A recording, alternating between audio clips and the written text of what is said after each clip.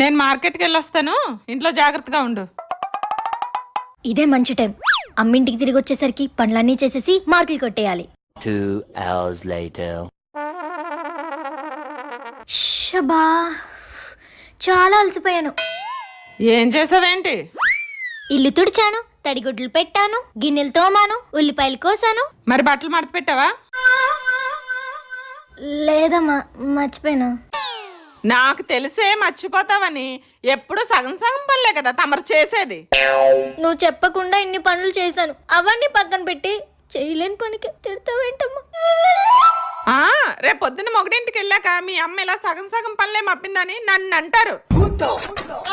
నీ వయసులో ఉన్నప్పుడు మా అమ్మ కూడా నన్ను ఇలాగే తిట్టేది. ఇప్పుడు నేను ఆ కోపం నీ మీద చూపించలేదనుకో, తిట్లు బ్యాలెన్స్ ఉండిపోతాయి. అమ్మను మించి దైవం ఉన్నదా? ఆత్మ